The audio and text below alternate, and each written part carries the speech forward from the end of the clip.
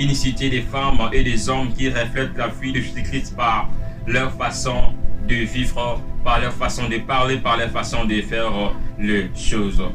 Soyez les bienvenus dans notre service de 3 mois de prière.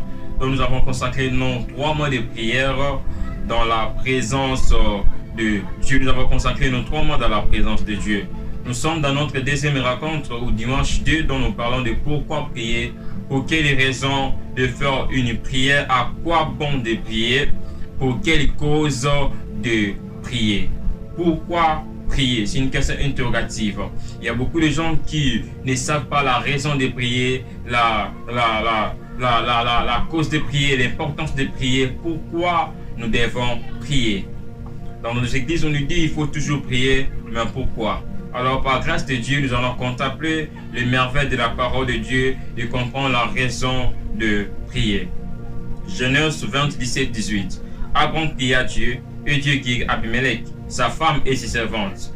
Et elle put affronter, car l'Éternel avait de stérilité toute la maison d'Abimelech à cause de Sarah, femme d'Abraham. Là, nous avons vu Abraham qui a fait la prière à Dieu, et puis que la femme qui a fait la prière à Dieu, et puis Dieu a guéri Abimelech, sa femme, ainsi que ses servantes. Là, nous avons déjà vu, à cause de la prière, Dieu peut guérir toute une famille. À cause de la prière, Dieu peut bénir toute une nation. À cause de la prière, Dieu peut guérir tout l'univers. Tout l'univers. Alors, selon l'histoire biblique, M. Abraham fit la première personne de faire la prière avec Dieu, de faire la prière vivante avec Dieu. La prière, c'est un échange vivant avec Dieu. La prière, c'est une communication entre les croyants et lui-même, l'Éternel Dieu. Pourquoi prier? Dans notre contexte, nous avons parlé de 6 raisons de prier. De 6 raisons de prier, de pourquoi prier. Pourquoi prier? Premièrement, nous prions pour nous approcher de Dieu et communiquer avec lui. La première raison de prier, c'est de nous approcher avec Dieu et de communiquer avec lui. Jacques chapitre 4, le verset 8. Approchez-vous de Dieu et il s'approchera de vous. Dieu s'approche de nous lorsque nous approchons vers lui aussi. Alors, le seul moyen de s'approcher de Dieu, c'est par la prière. C'est par la prière, parce que la prière, c'est un échange entre nous et Dieu. Psaume 145, le verset 18. L'Éternel est près de tous ceux qui l'invoquent, de tous ceux qui l'invoquent avec sincérité. Notre Dieu est près, est toujours à côté de tous ceux qui l'invoquent, est toujours à côté de tous ceux qui font l'appel vers lui. Pourquoi prier? Deuxièmement, c'est pour remercier Dieu et adorer l'Éternel. Prier, ce n'est pas toujours de demander, prier, ce n'est pas toujours de chasser les démons, prier, ce n'est pas toujours de faire de délivrance, mais prier, c'est aussi remercier Dieu et adorer l'Éternel. Nous prions pour remercier notre Dieu, ensuite de rendre culte ou d'adorer l'Éternel. Psaume 3, 1 à 2.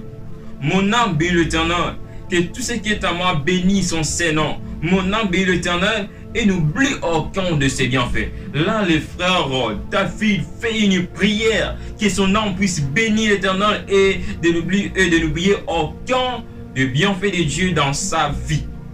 Donc, nous prions aussi pour remercier Dieu. Nous prions aussi pour rendre des actions de grâce vers Dieu. Nous prions aussi pour adorer ou rendre culte, pour montrer à l'Éternel sa personnalité. Troisièmement, pourquoi prier? Nous prions pour cibler Dieu dans les besoins pressants.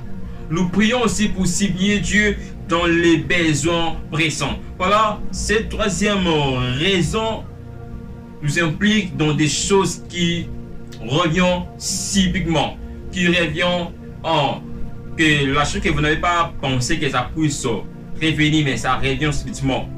Nous prions pour cibler Dieu dans les besoins pressants. C'est quoi le verbe cibler? Le verbe cibler veut dire prier avec insistance et humilité en demandant quelque chose avec Dieu. Supplier, c'est prier avec insistance et humilité en demandant quelque chose avec Dieu. Lorsqu'on voit déjà les mots insistants, c'est-à-dire on voit déjà un danger. À quand de danger, nous sommes prêts de supplier Dieu. Matthieu 14, 29 à 30. Et il dit, viens. Pierre sortit de la barque et marcha sur les eaux pour aller vers Jésus. Mais voyant que le vent était fort, il eut peur. Et comme il commençait à enfoncer, il s'écria, Seigneur, sauve-moi. Seigneur, sauve-moi. Dans la supplication, on fait la supplication souvent lorsqu'on est dans le danger.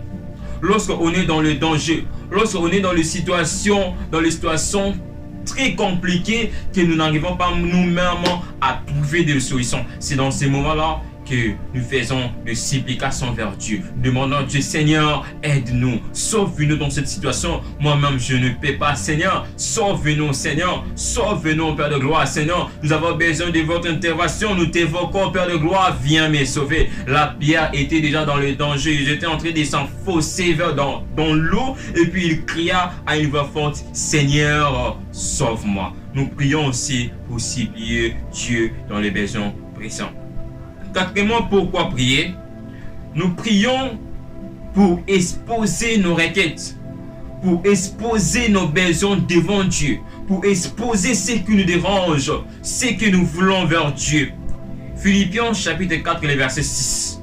Ne vous inquiétez donc de rien, mais en toute chose, faites connaître vos besoins à Dieu par des prières et des supplications avec des actions de grâce. Nous prions aussi pour exposer nos requêtes, bien-aimés. Nous prions aussi pour exposer nos besoins. Nous prions pas toujours pour chasser les démons. Nous prions pas toujours pour guérir les malades. Nous prions pas toujours pour délivrer. Nous prions pas toujours pour demander la justice. Mais nous prions aussi pour exposer nos requêtes. Quels sont tes besoins, bien-aimés? Quelles sont tes envies, bien-aimés? Expose tes besoins à Dieu. Ne t'inquiète de rien, mais expose tes besoins à Dieu. Ne te dérange de rien, mais expose tes besoins à Dieu par des prières, des supplications et des actions de grâce. Pourquoi prier? C'est comment nous prions pour intercéder. Bien-aimés, nous ne prions pas toujours pour nous-mêmes, mais nous prions aussi pour les autres. Intercéder veut dire faire la prière en faveur des autres. Nous prions aussi pour chercher les bienfaits des autres. Nous prions aussi pour chercher les bonheurs des autres. Nous prions aussi en faveur des autres. Nous prions aussi pour nos familles. Nous prions aussi pour nos collègues. Nous prions aussi pour nos camarades. Nous prions aussi pour nos condisciples. Job 42, le verset 10. L'Éternel rétablit Job dans son premier état quand Job y priait pour ses amis. Et l'Éternel lui accorda les doubles de tout ce qu'il y avait possédé. Il arrive aussi à la fois nos problèmes comme des solutions lorsque nous prions pour les autres. Il arrive à la fois, avant d'avoir des solutions de ta vie, tu dois d'abord prier pour les autres. Bien-aimé, si tu ne pries pas pour les autres, si tu ne pries pas pour ton entourage, toi-même vous serez dans le danger. Il faut aussi prier pour les autres. Il faut aussi prier pour les membres de ta famille. Il faut aussi prier pour les membres de ton travail. Il faut aussi prier pour le brebis perdu. Il faut aussi prier pour les gens qui ne sont pas encore sauvés. Il faut aussi prier pour eux. Prier pour les autres. Pourquoi prier? Sixièmement, nous prions aussi pour confesser nos fautes ou nos péchés. Nous prions aussi pour confesser nos fautes et nos péchés, pour avouer nos fautes et nos péchés. Nous ne prions pas toujours pour demander à Dieu. Nous ne prions pas toujours pour déclarer. Nous ne prions pas toujours pour réclamer la justice de Dieu, mais nous prions aussi pour confesser nos péchés. Bien-aimés, dans 1 Jean chapitre 1, verset 9, il nous dit, si nous confessons nos péchés, il est fidèle et juste pour nous pardonner et pour nous purifier de toute iniquité. Il suffit de reconnaître nos péchés. Psaume 32, 5. Je t'ai fait connaître mon péché. Je n'ai pas caché mon iniquité. Je dis, j'avouerai mes transgressions à l'Éternel et tu as effacé la peine de mon péché.